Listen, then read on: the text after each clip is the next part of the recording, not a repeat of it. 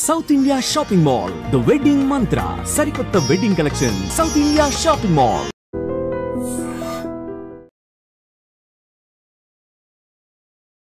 నమస్కారం, welcome to I dream. ధర్మ మార్గం విత్ విజిత కార్యక్రమానికి స్వాగతం.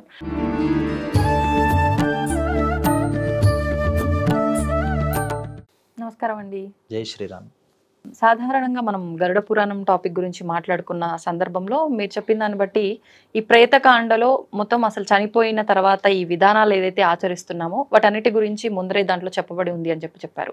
ఒక మనిషి చనిపోయిన తర్వాత వెంటనే ఆ జీవం పోగానే తీసుకొచ్చి వాళ్ళని వెంటనే నేలపైన పడుకోబెట్టేస్తారు, గడ్డిలో పడుకోబెడతారు, తల దగ్గర దీపం పెడతారు. ఇలాంటి విధానాలన్నీ కూడా కొన్ని ఆచరిస్తూ ఉంటారు. ఒక 11 రోజుల వరకు ఇవన్నీ ఆచరిస్తూ ఉంటారు. అసలు ముందర ఈ నేలపైన పడుకోబెట్టే విధానం ఎందుకు వచ్చింది? ఫస్ట్ ప్రశ్నే గరుత్మంతుడు అడిగినటువంటి ప్రశ్నలకి విష్ణుమూర్తి ఈ క్వశ్చన్తోనే స్టార్ట్ చేశాడు. అసలు మరణించినటువంటి వాళ్ళని భూమి మీదకి స్పర్శ జరిగేటట్టు పెట్టాలి. మంచం మీద మరణిస్తే ఒక దోషం చెప్పారు. అలాగే నిద్రపోతూ మరణిస్తే ఒక దోషం, ఎంగిలి నోటుతో మరణిస్తే ఒక దోషం.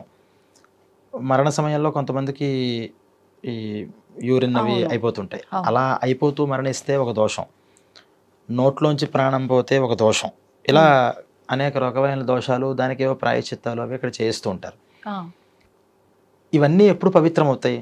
అసలు మనం స్టార్టింగ్ నుంచి పడుకోబెట్టడం దగ్గర నుంచి ఈ కర్మకాండ స్టార్ట్ అవుతుంది మనకి. యాక్చువల్గా అయ్యగారు మంత్రాలు ఇవన్నీ తర్వాత కర్మకాండ ఒక మనిషి పోయిన వెంటనే, పోతాడు అని తెలుసున్న వెంటనే ఫస్ట్ బయటకు తీసుకుంటామన్నారు. ఇంట్లోంచి బయటకు తీసుకొచ్చిన తర్వాత పడుకోబెట్టాలి.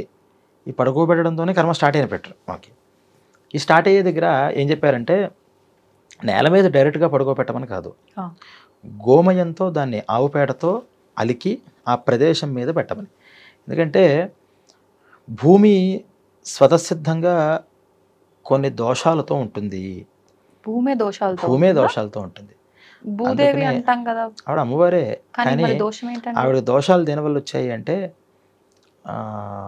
మధుకైటభులు అనేటటువంటి రాక్షసులు విష్ణుమూర్తి చెవి గులువు నుంచి బయటకు వచ్చి ఆయనతో యుద్ధం చేసి 5000 సంవత్సరాలు చేతులు కుస్తీలు పెట్టారట. విష్ణుమూర్తి ఆయనతో యుద్ధం చేశాడు 5000 years. వీళ్ళు ఓడవలేదు. సరే, వీళ్ళకి చాలా ముచ్చట వేసింది. అమ్మవారు ఏం చేసిందంటే, బ్రహ్మగారుని సేవ చేయడం కోసం ఇదంతా, విష్ణుమూర్తి బొడ్లోంచి వస్తాడు బ్రహ్మగారు, ఈయన చెవుల్లోంచి వచ్చారు వీళ్ళిద్దరు రాక్షసులు. వచ్చి చూశారట ఎదురుకుండా. ఆయన ఏదో వింతజీవి ఒక 5 తలకాయలతో కనిపించాడు. అప్పుడు ఫస్ట్లో 5 తలకాయలు ఉండేవి ఆయనకి. 5 తలకాయలతో కనిపించేప్పటికి, ఏంటి నువ్వు? ఆయనేమో సత్తు, ఇదేమో అసత్తు. అంటే అది మంచి, ఇది చెడు.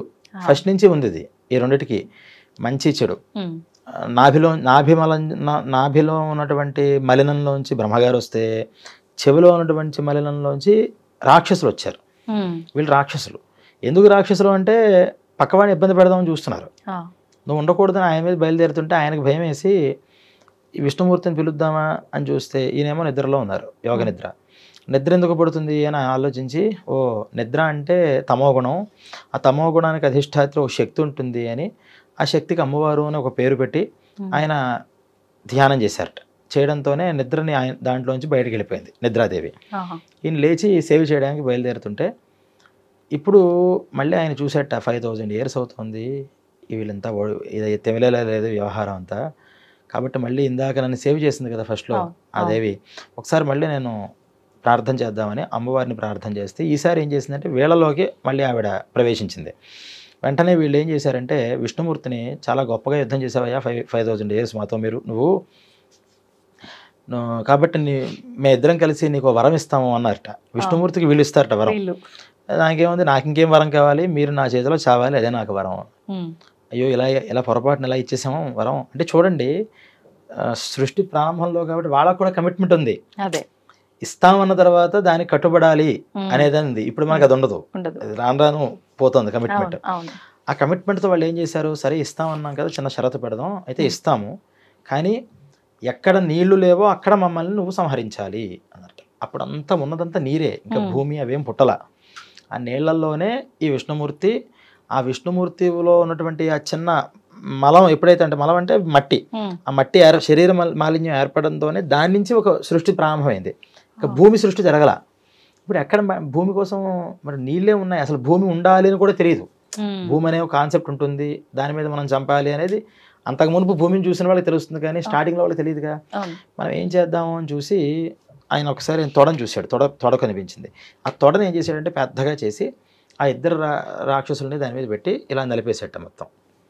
ఉమ్, మధుకైటవుని నలిపేశాడు. నలిపేసిన తర్వాత ఏమైంది, ఈ వేస్టేజ్ అంతా కూడా మళ్ళీ ఇలా అన్నట్టు ఉమ్, ఇలా అండంతోనే అది మళ్ళీ నీళ్ళలో పడింది. మరి ఆ వేస్టేజ్ ఎక్కడికి పోతుంది? ఉమ్, దాన్ని మేధస్సు అంటారు, ఈ మాంసం వాటితో ఉన్నది. ఆ మేధస్సు అంతా కూడా కలిసి కలిసి కలిసి కలిసి కలిసి ఇప్పుడు మనకి థియరీలు చెప్తున్నారు కదా, భూమి ఎలా వస్తుంది, ఎలా ఏర్పడిందని. ఎలా ఏర్పడి కూడా ఉండొచ్చు. ఉమ్, ఇది మనకు చెప్పింది. అంటే దానికి మునుపు జరిగినటువంటి ఈ విష్ణువు బ్రహ్మ ఈ మధుకైటబులు అనేటటువంటిది మన శాస్త్రజ్ఞులకు ఇంకా ప్రస్తుతానికి అంది ఉండకపోవచ్చు. ఓకే. కానీ ఏదో ఒక మెటీరియల్ అది అలా అలా అలా ఏర్పడింది అనేది అంటున్నారు కదా. ఈ మెటీరియల్ ఏదైతే ఉందో వీళ్ళ శరీరంలోంచి ఉన్నటువంటి మేధస్సు, దాంతో ఈ భూమి ఏర్పడింది. మరి ఇప్పుడు పవిత్రమా అపవిత్రమా భూమి? అపవిత్రమే. అసలే రాక్షసులు, పైగా వాళ్ళ యొక్క రక్తమాంసాలతో రక్తమాంసాలతో. ఏర్పడినటువంటిది భూమి అని. ఉమ్, అందుకని మనం ఏం చేస్తామంటే ప్రతి దగ్గర కూడా భూమిని మళ్ళీ మనం ప్రోక్షణ చేస్తూ ఉంటాం. అవును. నీటితో మళ్ళీ భూమి ప్రోక్షింపబడితే అది శుద్ధం అవుతూ ఉంటుంది ఎక్కడికైనా.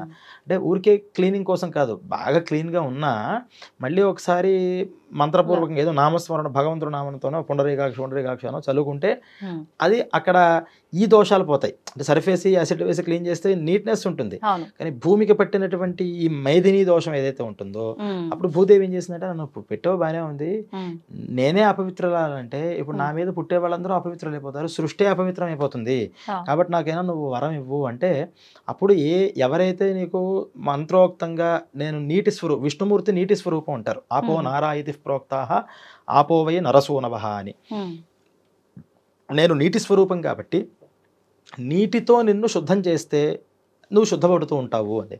ఓకే. అంటే దాన్ని ఏమన్నారు అంటే అందుకని ఈ భూమిని శుద్ధం చేయాలి. ఈ శుద్ధం చేసే దగ్గర కొన్ని నీటితో చేసే ఉంటాయి, కొన్ని దర్భతో వాటిని ఇలా రాస్తే కొన్ని చోట్ల శుద్ధి పడుతుంటుంది, ఉమ్, కొన్ని చోట్ల ఆవు పేడతో శుద్ధి పడుతుంటుంది. ఆవు పేడ సర్వదేవతా స్వరూపం కాబట్టి దాంట్లో లక్ష్మీ స్వరూపం పృష్ఠభాగంలో ఆవుకు ఉంటుంది కాబట్టి ఆ పేడతో దాన్ని అలకమన్నారు.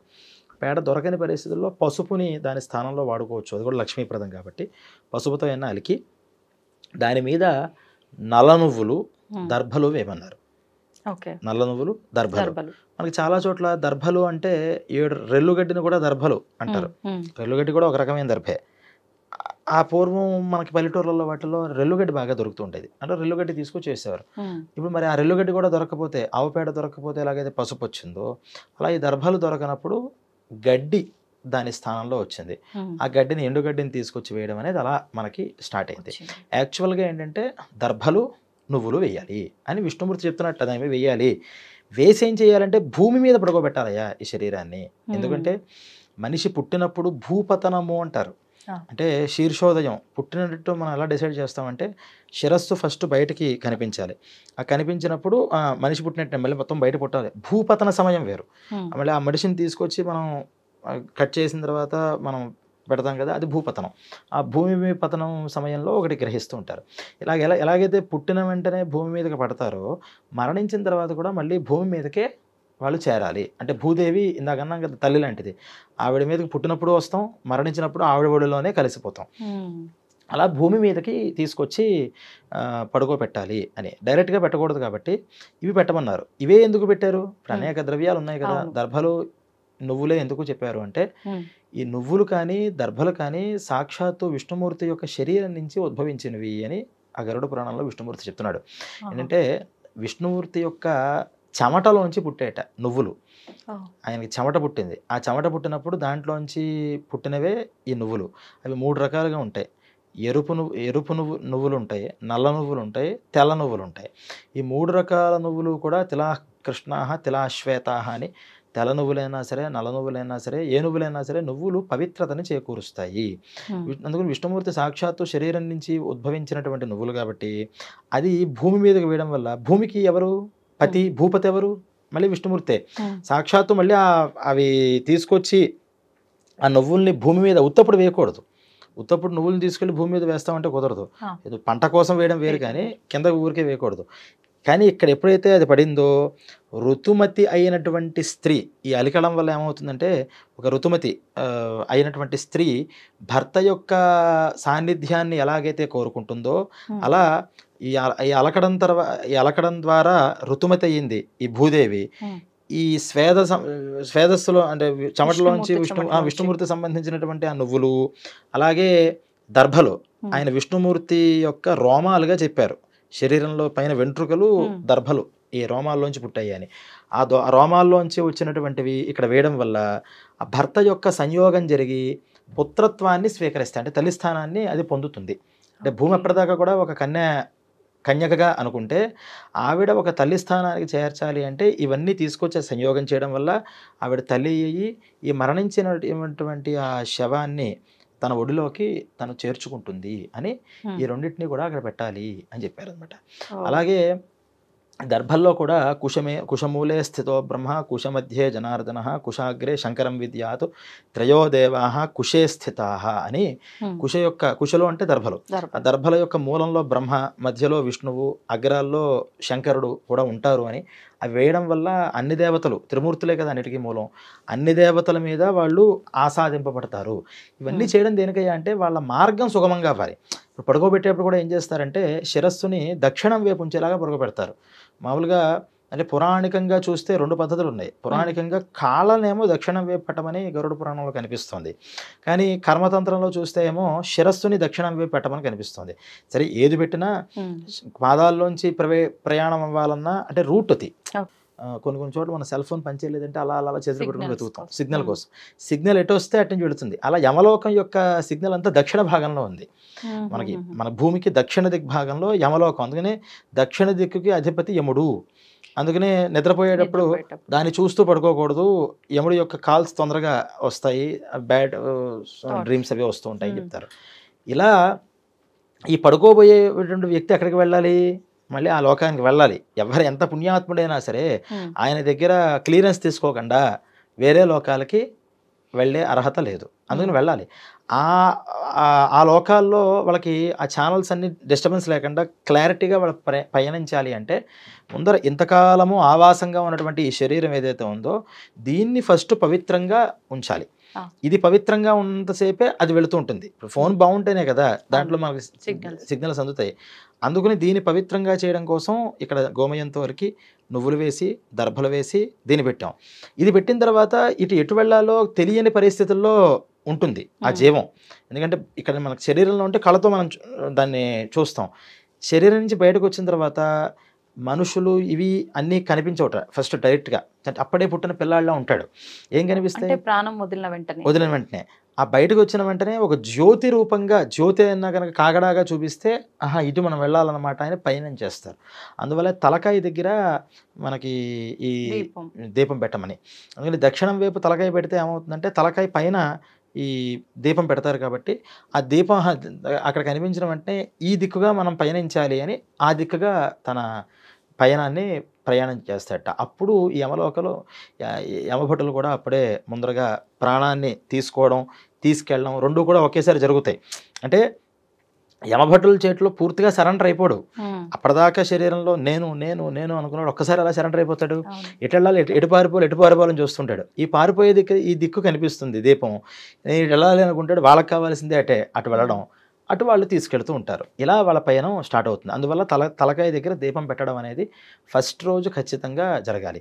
మరి తర్వాత 10 రోజులు కూడా ఎక్కడైతే మరణించారో లేదా ఎక్కడైతే మనం పడుకోబెట్టామో, అందరూ ఇళ్లలో ఇప్పుడు హాస్పిటల్లో పోతారు, కానీ శవాన్ని తీసుకొచ్చి ఎక్కడైతే పడుకోబెట్టామో అక్కడ మళ్ళీ ఈ దీపాన్ని పెట్టి చేస్తూ ఉంటారు. ఎందుకు ఇది అంటే మళ్ళీ అక్కడ శిలాస్థాపనం అనే ఒక చిన్న గులకరాయి మీద ఈ జీవిని తీసుకొస్తారు. తర్వాత ఎపిసోడ్లో మనం చెప్పుకుందాం. ఆ జీవికి మళ్ళీ వెళ్ళి వస్తూ ఉంటాడు, అక్కడక్కడే సంచరిస్తూ ఉంటాడు, మళ్ళీ ఒక దగ్గరికి వస్తూ ఉండాలి.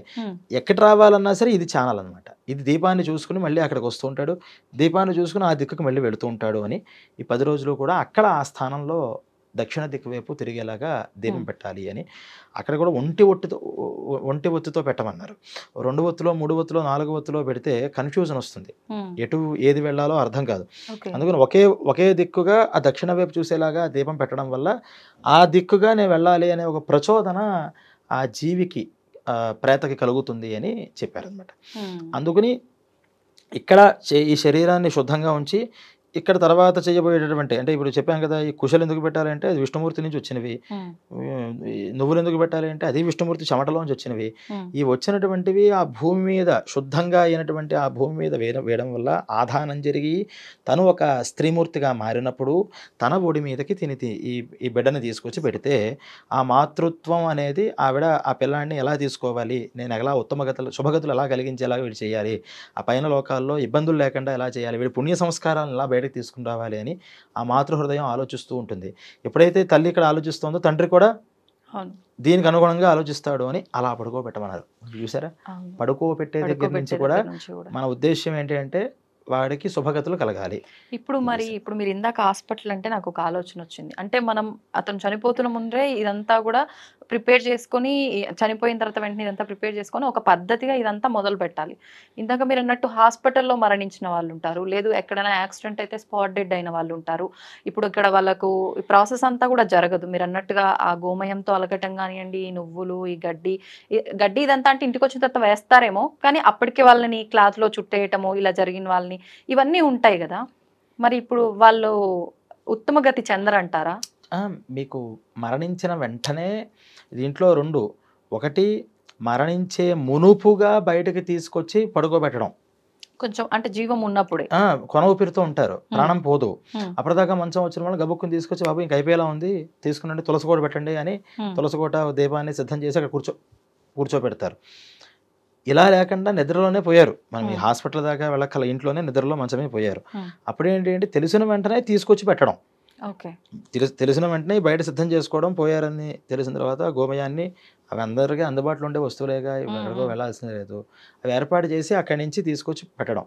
ఇప్పుడు మీరు అన్నట్టు హాస్పిటల్లోనో లేకపోతే ఎక్కడైనా దూర ప్రాంతాల్లోనో మరణిస్తే అక్కడి నుంచి మనం ఇంట్లో తీసుకొచ్చేదాకా కూడా ఇదే పరిస్థితి ఏర్పాటు చేయాలి. మరి మీరు అడిగిన ప్రశ్న ఏంటి అంటే, ఇక్కడ పోయేటప్పుడే వాళ్ళ యమభట్టులందరూ వచ్చి ఆయా దిక్కుల్ని తీసుకెళ్ళాలి అనుకున్నప్పుడు, ఇప్పుడు ఆ హాస్పిటల్ దగ్గర నుంచి ఇక్కడికి 1 or 2 hours పడుతుంది. ఈ 2 hours ఆ జీవి ఏం చేస్తాడు, అతనికి ఏమీ మార్గాలు కనిపించవు కదా. అందుకనే వాటిని ఏమన్నారంటే దుర్మరణాలు అన్నారు. ఇది సుఖమరణం, అవి దుర్మరణం. అంటే మనకి తెలుసున్న వాళ్ళ ఇంట్లో మనం చూస్తూ ఉండగా అలా ప్రాణాన్ని వదిలేయడం అనేది సుఖమరణంగా చెప్తే, ఇది ఆకస్మిక మరణాలు, దుర్మరణాలు, వీటికి మళ్ళీ అందుకనే అక్కడ ఆయా సమయాల్లో ఏం చేయాలో తెలియక తిరుగుతూ ఉంటాడు కాబట్టి అతన్ని రిలీజ్ చేయడానికి అక్కడ ప్రాయశ్చిత్తాలు చెప్పారు. ప్రతి దుర్మరణానికి కూడా ఒక ప్రాయశ్చిత్తం. హాస్పిటల్లో మరణిస్తే ఒక రకమైన ప్రాయశ్చిత్తం, ఇంట్లో మంచం మీద చెప్పాను కదా, మంచం మీద పరిస్తే ప్రతిదానికి కూడా ప్రాయశ్చిత్త కర్మను ఆచరించడం వల్ల అక్కడ దాకా కన్ఫ్యూజ్ అయినటువంటి జీవి మళ్ళీ ఇది వచ్చిన తర్వాత వెళుతుంది. అందుకనే ఎప్పుడైనా సరే, ఇప్పుడు ఈ రోజుల్లో అమెరికా నుంచి, లండన్ నుంచి కొడుకులు రావాలి, కూతుళ్ళు రావాలి, వాళ్ళెవరో రావాలి అని 3-4 రోజులు ఉంచేస్తున్నారు. కానీ అలా ఉంచకూడదు. సూర్యోదయ సూర్యాస్తమయాలు ఆ శవం మీద పడితే అక్కడ లోకాల్లో వీళ్ళకి చాలా ఇబ్బందులు కలుగుతాయి. నాకు చెప్తే ఎవరికి అర్థం కావట్లా. ఇప్పుడు అవన్నీ వాళ్ళు రావాలి అనుకుంటున్నారు తప్పితే, నువ్వు వచ్చినా రాకపోయినా ఈ శరీరం అనేటటువంటిది వాళ్ళకి ఎలా మంచి కలిగించాలో మనం ఆలోచించాలి. పూర్వం నుంచి కూడా ఎప్పుడు మరణిస్తే అప్పుడు సజ్జస్కాలంలో వెంటనే దహనం చేసేసేవారు. దాన్ని అలా ఉంచకూడదు అని చెప్పారు. ఎందుకు ఉంచకూడదు అంటే ఇలాంటి సమస్యలే వస్తాయి. వాళ్ళు అప్పటిదాకా గజిబిజి గందరగోళం అయిపోతుంది వాళ్ళ పరిస్థితి. ఎక్కడికి వెళ్ళాలో తెలియదు, ఏం చేయాలో తెలియదు. ఈ లోపల ఈ శరీరాన్ని, ఏ శరీరం లేదు కదా, అప్పటిదాకా శరీరం ఉంది, వర్ణనాతీతమైన బాధ. ఒకటి ఇలా ఉంటే మళ్ళీ ఒక 3 రోజులకో 4 రోజులకో ఈ సూర్యోదయ సూర్యాస్తమయాలు పడినప్పుడల్లా వాళ్ళ శరీరం మీద సూర్యమండలంలోకి, అంటే నిప్పుల్లో కాల్చేస్తున్న బాధ కలుగుతుంది వాళ్ళకి. సూర్యోదయ సూర్యాస్తమయాలు శవం మీద పడితే నిప్పుల్లో వాళ్ళు కాలిపోతున్న బాధ. ఆ బాధ నుంచి దాహం వస్తుంది, తాగడానికి ఏమి ఉండదు, విపరీతమైన దాహం వస్తుంది వాళ్ళకి. అందుకనే మామూలుగా దహనం చేస్తున్నప్పుడే వాళ్ళకి ఈ దాహం అయితే వస్తాయని, తాపము, దాహము ఇవన్నీ పోవడానికి ఈ తిలోదకాలు, వాసోదకాలు అని ఇవన్నీ 10 రోజుల కర్మల్లో చేయిస్తూ ఉంటారు. ఇప్పుడు ఒక డౌట్, మీరు హాస్పిటల్లో మరణించినా, మంచం పైన మరణించినా, ఇంకెక్కడ మరణించినా కొంత సమయం ఆలస్యమైన మొత్తానికైతే మనం తీసుకొచ్చి ఆ ప్రాసెస్ మళ్ళీ చేస్తున్నాము, వాళ్ళకి ఒక మార్గం చూపిస్తున్నాం. అసలు కొన్ని సందర్భాల్లో శవమే దొరకని పరిస్థితులు ఉంటాయి. వాటర్‌లో చనిపోయిన వాళ్ళు అసలు పోయినట్టే ఉంటుంది గానీ తెలియనే తెలీదు. అసలు శవం దొరకదు కొన్నిసార్లు. ఇట్లాంటి సందర్భాల్లో మరి ఇంక వాళ్ళని తీసుకొచ్చి ఇవన్నీ చేసే స్కోప్ మనకుండదు. అప్పుడేం జరుగుతుందంటారు? అప్పుడు దానికి ఏమన్నారంటే అగ్నిదగ్ధం. ఫర్ సపోజ్ అగ్నిలో మొత్తం ఫైర్ యాక్సిడెంట్ అయ్యి మొత్తం కాలిపోయింది, ఏమీ లేదు, అస్థికలు మిగులుతాయిగా, ఆ అస్థికలను తీసుకొచ్చి ఆ అస్థికలకి మళ్ళీ ఇవన్నీ సంస్కారాలు చేయమన్నారు. అంటే ఎక్కడో అక్కడ ఏదో ఒక దాన్ని ఆశ్రయించుకుని ఉంటాడు. శరీరం అంతా కాలిపోయినా లోపల ఉన్న ఎముకల్ని తీసుకొచ్చి మొత్తం మళ్ళీ దహనక్రమం మళ్ళీ చేసి ప్రాసెస్ అంతా స్టార్ట్ చేయమన్నారు. మీరన్నట్టు నీళ్ళలో పడిపోయింది, శవం కూడా దొరకలేదు, మనిషి వెళ్ళిపోయాడు, కానీ పోయినట్టు కన్ఫర్మేషన్ అయితే ఉంది, శరీరం అయితే లేదు. అందుకని పొరపాటున ఎక్కడైనా కొట్టుకు రావచ్చు కదా, అందుకని దానికి కూడా కొంత సమయాన్ని 2-3 డేస్ వెతకమన్నారు. 3 డేస్ అయినా సరే ఇంక రాకపోతే మనిషి అప్పుడేం చెప్పారు అంటే పాలాశ విధి అని ఒకటి చెప్పారు. మోదుగ చెట్లు ఉంటాయి మన తెలంగాణలో, ఆ మోదుగ చెట్లతో శరీరంలో ఒక్కొక్క అవయవం దగ్గర ఇన్నెన్ని మోదుగ కొమ్మల్ని పెట్టి ఒక శరీరం ఆకృతిని తయారు చేసి ఈ పోయినటువంటి వాళ్ళ యొక్క కొడుకు, ఆ పోయిన వాళ్ళకి తండ్రికి కొడుకుకి ఒక సంబంధం ఉంటుంది కాబట్టి ఆ సంబంధంతో ఆ పోయిన వాళ్ళని దీంట్లోకి ఆవాహన చేయాలి.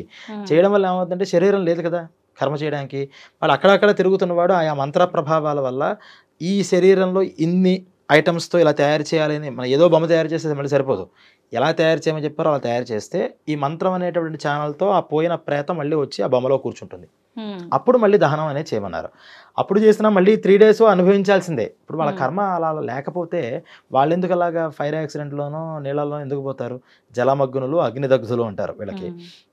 వాళ్ళకి మళ్ళీ చేయాల్సిన ఎక్స్ట్రా కర్మలన్నీ విడిగా ఉంటాయి, స్పెషల్ కర్మలు, స్పెషల్ కేసెస్ అవన్నీ కూడా.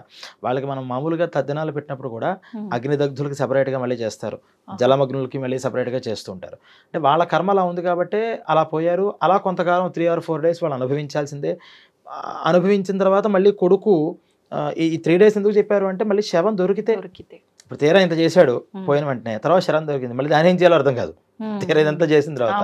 అందుకని ఈ కన్ఫ్యూజన్ లేకుండా 3 డేస్ నువ్వు వెతుకు, ఫస్ట్ లేదని కన్ఫర్మేషన్ వచ్చిన తర్వాత అప్పుడు చెయ్యి.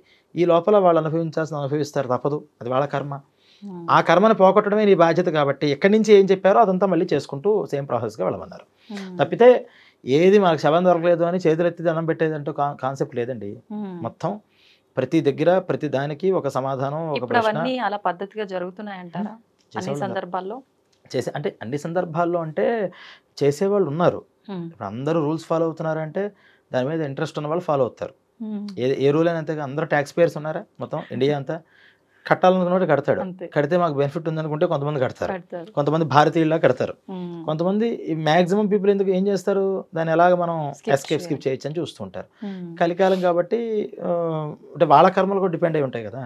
ఇప్పుడు నేను ఇందాక మీకు ఒక సందర్భం చెప్పాను, తండ్రి గారు యొక్క మాట మేరకు కర్మలు చేయకుండా ఉండే పరిస్థితుల్లో ఇప్పుడు వాళ్ళ కర్మ ఏముంటుంది, నువ్వు ఇలా అనుభవించాలని ఉంది కాబట్టి కొడుకు దగ్గర మాట తీసుకున్నాడు, ఇలా కర్మలు చేయకూడదు అంటే వాళ్ళ కర్మలు కూడా ఉంటాయి.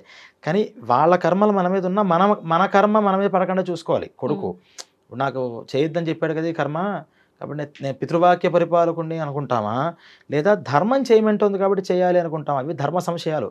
అలాంటి సమయాల్లో వాటిని ధర్మ సందేహాలు అంటే వాస్తవానికి అవి. ఇప్పుడు తండ్రి మాటకి ఇవ్వాలి, తండ్రి చెప్తే వినాలి, రాముడు అదే కదా మనకు ఆదర్శం. తండ్రి ఏమో నువ్వు నా కర్మ చేయకూడదు అన్నాడు, మరి శాస్త్రం ఏముంటుంది, కర్మ లేకపోతే అధోగతి అయిపోతావురా బాబు చేయమంటుంది. ఈ రెండిట్లో ఏది బలం అంటే తండ్రికి ఆశ. తండ్రి యొక్క ఆశ ఏంటి, చేయకుండా ఉండాలి నాకు అని. ఆశ గొప్పదా ధర్మం గొప్పదా అంటే ధర్మమే గొప్పది. తండ్రి ఆశ అలా ఉన్నా ధర్మం ఇలా చెప్పబడింది కాబట్టి ఇలా చెయ్యాలి. ఉదాహరణ ఏంటి, ఆఖరి కోరిక ఖచ్చితంగా నెరవేర్చాలి. అదే అంటున్నా, ఈ ఆఖరి కోరికలే ఆశ. ఆశ గొప్పదా ధర్మం గొప్పదా అంటే ధర్మమే గొప్పది. ఎందుకు అంటే పచ్చకామెర్లు వచ్చాయి కొడుక్కి, బాగా పచ్చకామెర్లు. తండ్రికి అనుకోండి, ఆ పచ్చకామెరలో మీకు కొన్ని ఏవో పచ్చాలు చెప్తారు, ఆవకాయ తినకూడదు, గోంగూర తినకూడదు, వంకాయ తినకూడదు ఇవన్నీ అని. కానీ ఆ సమయంలో అన్ని తినాలనిపిస్తుంది. వాళ్ళు పచ్చని చెప్తారు. పూర్వం వెల్లమందు అని వేసేవారు, ఆ వెల్లని ఊరు ఉంది అక్కడ, జస్ట్ అది ఇంత ఉండ చేసి వేసేస్తారు. కానీ వాళ్ళు 6 months పచ్చని చాలా గట్టిగా చేయాలి, మళ్ళీ జీవితంలో మళ్ళీ రాదు. అలా చాలా మందికి వైద్యం అలా జరుగుతూ ఉండేది. ఇప్పుడు వీళ్ళకి ఏమవుతుందంటే ఫస్ట్ ఆ డోస్ వేసిన 3 days ఓన్లీ పాలు తాగాలంటారు, ఏమీ లోపల తాగకూడదు. వీళ్ళ పక్కన ఎవరైనా ఆవకాయలు అవి తింటూ ఉంటే తినాలనిపిస్తూ ఉంటుంది. ఇప్పుడు ఇదే తండ్రి నాకు ఆవకాయ పెట్టాలంటే, అమ్మో తండ్రి గారు మాట జవదాటకూడదు, ఆయన ఆవకాయ పెట్టమన్నారు కాబట్టి ఆయన పెట్టాల్సిందే అనుకుంటామా? పెడితే అనారోగ్యం కాబట్టి పెట్టకూడదు నాన్న, నువ్వు తినకూడదు, నీకు షుగర్ ఎక్కువ, తినకూడదు, నువ్వు తాగకూడదు, రెండోది చేస్తాం వద్దు అని. మరి తండ్రి గారి మాట మనం ఫాలో అంటే అవ్వాలి. ఇప్పుడు ఫాలో అవ్వకపోయినా ఆయన ఆరోగ్యం బాగుంటుందనే కదా మహా అయితే. అంటే ఆయన ఆశ కన్నా ధర్మం గొప్పది. కొడుకుగా కర్తవ్యం ఏంటంటే తల్లిదండ్రులు సుఖంగా ఉండేలా చూసుకోవడం. సుఖం వాళ్ళు అడిగించేస్తే సుఖం కలుగుతుంది, ఇదొక సుఖం. కానీ తర్వాత మళ్ళీ నష్టం కలిగినా నీ వల్లే వస్తుంది కాబట్టి నష్టం ఏ రకంగా కలగకూడదు. ఈ ఇప్పుడు షుగర్ పేషెంట్తో ఉన్నటువంటి తండ్రి స్వీట్ కావాలి అంటే ఆయనకి స్వీట్ తినడం వల్ల తాత్కాలిక సుఖం వస్తుంది, కానీ షుగర్ పెరిగితే మళ్ళీ అది అనారోగ్యం సూచన అవుతే మళ్ళీ దుఃఖం కూడా వస్తుంది. కాబట్టి నీ కర్తవ్యం ఏంటంటే నాన్న నువ్వు తినకూడదు కాబట్టి నీకు ఇలా చేయను, నువ్వు అడిగావు కదా ఇంత పెసరు తిను, నీ కోరిక ఇబ్బంది లేకుండా తిని. అలా ఏంటంటే ఇటువంటి కొడుకులు కూడా వాళ్ళు కూడా ఇలా మాటలు తీసుకున్నప్పుడు ఇంకోటి తీసుకుంటున్నప్పుడు తప్పకుండా చేస్తాను, వాళ్ళ సంతృప్తి కోసం అంటే సరిపోయిందిగా. అలా అప్పుడు వాదించకూడదు. కొడుకు ధర్మం ఏంటంటే ఆఖరి కోరికగా కూర్చుని మీద చేసినప్పుడు అలా చేస్తావు నాన్న, నీకు ధర్మం ఏం తెలుసు అని అక్కడ వాదించకూడదు. తప్పకుండా నాన్న నీకేం కావాలంటే అబద్ధం ఆడు, తప్పేం లేదు. ఎందుకంటే వాళ్ళకి కావాల్సిన సంతృప్తి. ఇప్పుడు వాడు ఎందుకు నీ మీద మాట మీద చేసుకుంటున్నాడు, వాడికి ఆ సంతృప్తితో నేను పోవాలి. నా ఆఖరి కోరిక తీరుస్తావా లేదా అంటే తీరుస్తాను అంటే సంతృప్తి. నువ్వు తీర్చేది చూడడం, నువ్వు తీర్చేది నేను చూస్తానని కూడా పోయేవాడికి తెలియదు కదా. నేను వెళ్ళిన తర్వాత నేను పైన పలానా లోకం నుంచి ఇక్కడ చూస్తూ ఉంటాను, నాకు ఇలాగా ఇక్కడ నాకు విజన్ కనిపిస్తుంది అని ఎవడో అనుకోడు. వాడికి ఏం కావాలి ఆ సమయంలో, నేను ఒక మాటని కోరుతున్నాను, నువ్వు నాకు ఆ మాట ఇస్తే నాకు ధైర్యం, మాట ఇచ్చే ఆ ధైర్యం అక్కడితో అయిపోయింది. కానీ తర్వాత అది ధర్మమా అని చూసి ఇప్పుడు నువ్వు చేసే పని వల్ల నువ్వు ఇబ్బంది పడినా పర్వాలా.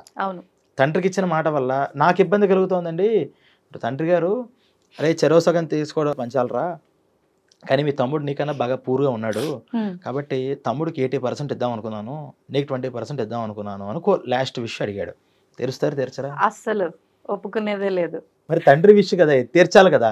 అంటే ఆస్తుల దగ్గర మన ఇష్టం, కానీ ధర్మం దగ్గర ఏముంటుంది, ధర్మం దగ్గర తీర్చు, అలాగేనా దానికి ఓకే అను. ఇప్పుడు నేను ఎలా తీరుస్తావు అని గొడవలు పడకు. ఆయనకు కావాల్సింది ఏంటి, నువ్వు ఓకే అంటే చాలా ఆయనకి సంతృప్తి. నా కొడుకు నన్ను ఓకే అన్నాడు, కానీ ఆత్మశాంతి ఉండదు అంటారు కదా. ఇదేనంటున్నా. ఇప్పుడు ఓకే అన్న తర్వాత ఇప్పుడు ఈ తండ్రికి ఇచ్చే మాట 80% 20% ఇవ్వడం వల్ల నష్టం తండ్రికా నీకా? ఈయనకే కదా. నాకు నష్టం అయినా పర్వాలేదు, తండ్రికి నష్టం అయితే మాత్రం ఆ పని నేను చేయను. అది ధర్మం అంటే. నాకు నష్టం అదేంటండి అంత తండ్రిలు అనుకున్నాడు, పితృవాక్య పరిపాలన అంటే అదే. మరి లాస్ట్ విష్ వాళ్ళు అది ఫుల్ఫిల్ చేయడం అంటే అర్థం ఏంటంటే తమ్ముడికి 80% ఇచ్చేసేసే, నువ్వు 20 తీసుకో, బాధపడితే నేను బాధపడతా, నా కొడుకు బాధపడతారు తప్పితే తండ్రికి బాధ కలగదు. కానీ ఇందాక నేను చెప్పినటువంటిది నాకు లాస్ట్ విష్ నువ్వు ఇవ్వాలి, నాకు ప్రామిస్ చెయ్యి, నాకు నువ్వు కర్మకాండ చేయకూడదు అని కనుక అంటే దానివల్ల బాధపడేది ఎవరు? కర్మకాండ చేయకపోతే పోయిన వాళ్ళు బాధపడతారు. వీళ్ళు ఎలాగో బాధపడతారు చేయకపోవడం వల్ల, వీళ్ళతో పాటుగా పోయిన వాళ్ళు కూడా బాధపడతారు. కాబట్టి మన ఇంటెన్షను వాళ్ళు బాధపడకుండా ఉండడం. అప్పుడు ఈ మాటని అంటే తండ్రికి ఇచ్చిన మాట దాటినా తప్పులేదు. ఇప్పుడు ఈయన ఇక్కడ చేయాల్సిన కార్యక్రమాలన్నీ చేయకపోతే ఇప్పుడు ఆయన అంటే వాస్తవంగా చెప్తారు కదా, ఎటువంటి కార్యక్రమాలు అయితే మనం చేయకుండా ఉంటామో పితృదేవతలకి, వాళ్ళు అంటే ఏదో త్రిశంకు స్వర్గంలో ఎలాడుతూ ఉంటారు కాబట్టి వాళ్ళు పైకి వెళ్ళలేరు, కిందికి రాలేరు. వాళ్ళ కర్మలు తీర్చుకోవాలంటే ఖచ్చితంగా వాళ్ళ భూమిపైకి జన్మ తీసుకొని రావాలి. ఇంకా రాలేరా ఎప్పటికీ? ఇప్పుడు ఇందాక నేను చెప్పాను కదా, 3 days వీళ్ళ పరిస్థితి ఏమవుతుంది, ఎక్కడికి వెళ్ళాలో తెలియదు, శరీరాలు లేవు, ఎక్కడికి వెళ్ళాలో తెలియదు. వీళ్ళేమో ప్రాణం తీసేసి యమభటులు పెట్టారు, కానీ యమభటులు ఒక మార్గం దగ్గరికి తీసుకెళ్ళరు. అక్కడికి తీసుకెళ్ళాలి అంటే ఇప్పుడు నాకు చెప్పిన ఈ పొజిషన్ ఉండాలి. ఈ పొజిషను ఇది కనిపిస్తే ఈ శరీరానికి శుద్ధి వస్తే వాళ్ళు అక్కడికి తీసుకెళ్ళడానికి ట్రై చేస్తారు. అక్కడికి వెళ్ళిన తర్వాత కూడా ఇప్పుడు ఈ చేయాల్సిన శరీరం దహనం ఒకసారి జరగాలి. లేకపోతే డైరెక్ట్గా వెళ్ళిపోయిన తర్వాత పైన అక్కడ వీళ్ళకి ఎంత పడింది ఏంటి అని శిక్షలు వచ్చేసి మళ్ళీ ఇక్కడికి పంపిస్తారు. ఇక్కడి నుంచి వెళ్ళాలి అంటే శరీరం దహనం అవ్వాలి. దహనం శాస్త్రోక్తంగా అవ్వాలి, విద్యుక్తంగా అవ్వాలి, ప్రాసెస్ ప్రకారం అవ్వాలి. వితౌట్ ప్రాసెస్ ఆ ప్రాసెస్లో ఏమాత్రం ఇప్పుడు ట్యాగ్ లైన్ వేస్తారండి, దాంట్లో ఒక గీత చిన్న తేడా వస్తే అది దాంట్లోకి సిస్టంలో కనిపిస్తుందా? శరీరం కూడా అంతే, శాస్త్రం కూడా అంతే, ఏది తూచా తప్పకుండా పర్ఫెక్ట్గా చేయాలి. ఇంకా మనం దేవుడి పూజలు చేసినప్పుడు కూడా కాస్త అటు ఇటు జరిగితే ఏదో ప్రాయశ్చిత్తం దేవుడు మనవాడే అనుకుంటాడు. అక్కడ అలా కుదరదు, ఎగ్జాక్ట్గా చెప్పాలి, ఎగ్జాక్ట్గా మంత్రం అలాగే ఎగ్జాక్ట్ క్రియ అలాగే ఉండాలి. ఏమాత్రం తేడా వచ్చినా అది అసలు వెళ్ళదు ముందరికి. అందుకని ఇప్పుడు ఇలాంటి కర్మలు చేయాల్సిన పరిస్థితి వచ్చినప్పుడు ఇక్కడ చేసేటటువంటి కర్మలు ఉంటాయి కదా, ఉమ్, వీళ్ళ కొడుకులు చేయాల్సిన కర్మలు, అవును. ఈ కర్మలన్నీ కూడా శాస్త్రోక్తంగా జరిగితేనే వాళ్ళకి పైకి వెళ్తాయి. లేకపోతే ఏమవుతారు, వీళ్ళు ఎక్కడికి వెళ్ళాలో తెలియదు, ఉమ్, ఏం చేయాలో తెలియదు, అలా గాలిలో తిరుగుతుంటారు. ఉమ్, వాళ్ళని పిశాచాలు అంటారు. దయ్యం దయ్యం దయ్యం ఏ తిరుగుతున్నాడు, ఉమ్, పిశాచాలు అంటే ఇవన్నమాట, పిశాచ గణాలు అవన్నీ. ఓకే. అక్కడ అలా గాలిలో తిరుగుతుంటారు, వాళ్ళకి గాలే, ఉమ్, వాళ్ళకి ఏం శరీరం ఉండదు, ఆకలి దప్పిక.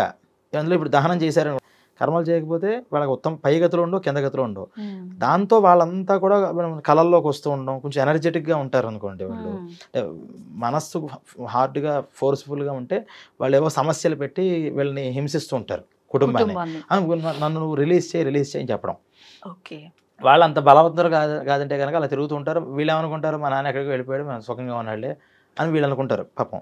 ఓకే. కానీ వాళ్ళు మాత్రం రిలీజ్ అవ్వరు. ఉమ్, దానివల్ల తర్వాత పుట్టేటటువంటి పిల్లలు పితృదోషకారకమైనటువంటి ప్లానటరీ పొజిషన్లో పుడుతుంటారు. ఉమ్, అలా కూడా సిగ్నిఫికెన్స్ వస్తూ ఉంటుంది.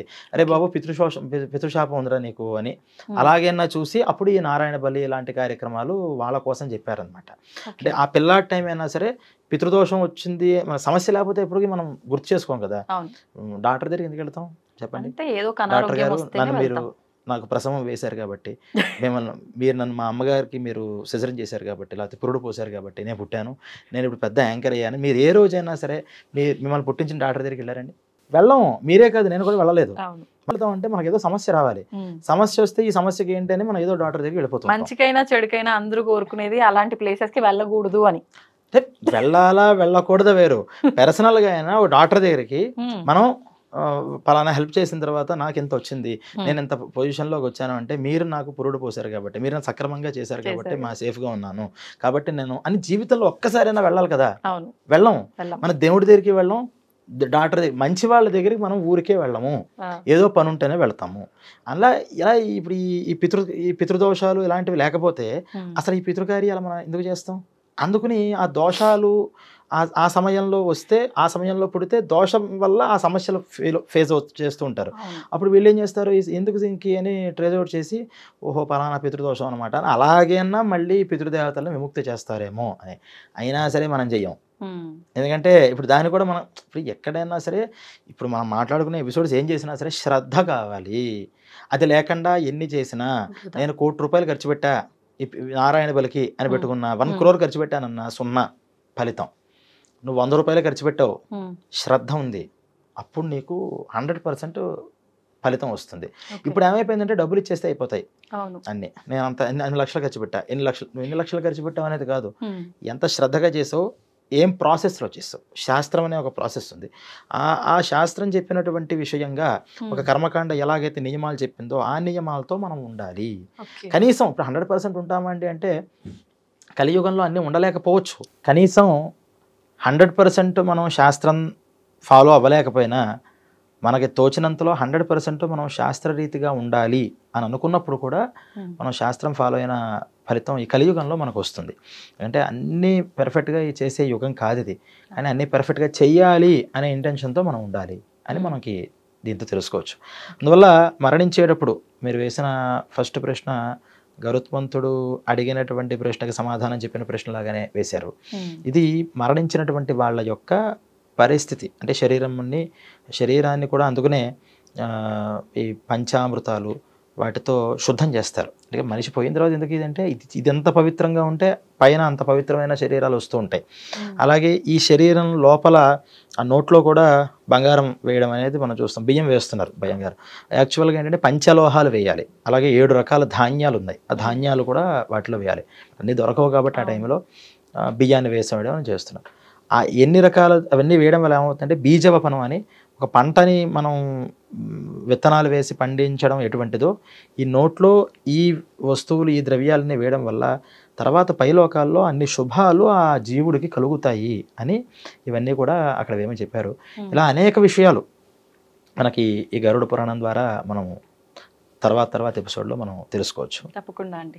నిజంగా గరుడ పురాణం అనగానే శిక్షలు ఒక్కటే అనే భ్రమలోనే ప్రతి ఒక్కరం ఉన్నాము. కానీ మాట్లాడుకుంటూ ఉంటే అసలు ఇంత డెప్త్ ఉందా ఈ సబ్జెక్ట్లో, ఇంకా ఎన్నో ఉన్నాయి తెలుసుకోవాల్సినవి అనిపిస్తుంది. మరొక మంచి ఎపిసోడ్లో మరిన్ని విషయాలు మాట్లాడుకుందాం. ధన్యవాదాలండి. తవ్వండి, తవ్వుతున్న శివలింగం. సరే దాన్ని అట్లా కప్పేసేయండి, చూపించదండి. Krishna is there. మూర్తి పూజ కాదు, సాక్షాత్ బ్రజేంద్ర నందన భగవాన్ ఉన్నారు మూర్తిలో. ఏమీ ఆశించకుండా ఆరాధించే వాళ్ళు కూడా ఉన్నారా ప్రభుజీ? నిజమైన భక్తి అంటే మనకు తెలియదు కాబట్టి